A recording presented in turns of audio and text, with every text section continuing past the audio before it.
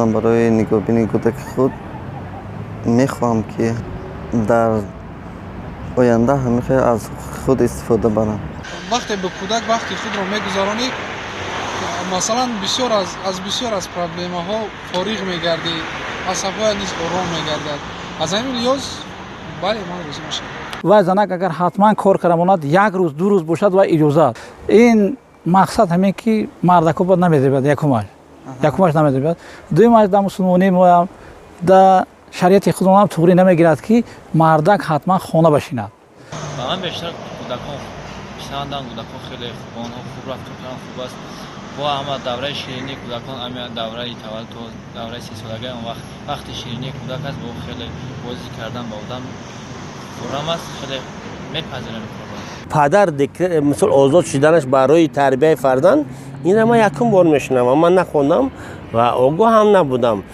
بهتر میشد که همین قانون رو ما را میفهمونگی ما در یک جایگی عمل کرده هم پدر هم مادر رو در مدت های معین یکی مثل چخیلی که مادرها هستن دکرشون تو مثل 5 ماه بعد پستان تا 1 سال دوام میدهد.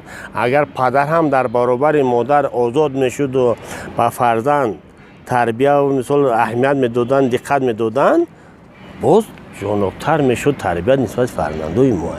وقتی که زن اینا حامله دار میشه کودک دار میشه با این مردکشون شوهرشون مجبور خوجایشون روان کار کنن انا کودکش خاطر زن کودکش بیناقی انا کار نکنه اگجا میخره کودک اگجا کلام میکنی خب بچم راضی نیستم من نه من راضی نیستم. من باید کودک خودم نگاه کنم شوهر من کار دولتش کرده بیاد. اینا وقتی که مردک زن نداشته باشه ممکن وقتی یگون کور میشه که میمرد یگون چی میشه جدا میشه از کودک در مردک میمونه خیلی وقت میشود که مردک دیکریت بگیره بیاد کودک نگاه کنه.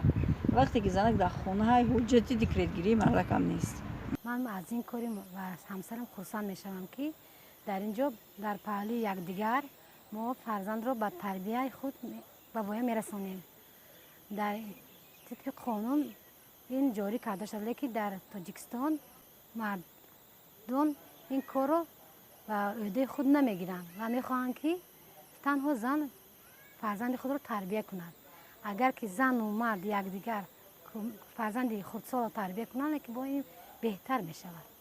من راضی هستم که شوهر من رخصتی به نگهبانی فرزند خود گیرد.